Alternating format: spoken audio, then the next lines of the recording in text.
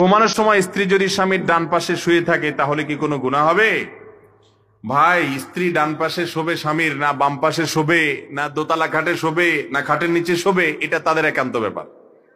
শরীয়তের ব্যাপারে কোনো কিছু ঠিক করে দেয় নাই। এগুলো আমাদের মন গড়া মাসালা যে স্বামীর অমুক পাশে শুইতে হবে না। স্বামীর কোনো পাশের বিষয়ের কোনো বরকত নাই। চাইলে স্বামীর ডান পাশে শুইতে পারে, চাইলে বাম পাশে শুইতে পারে, চাইলে পেছনে শুইতে পারে, চাইলে সামনে শুইতে পারে।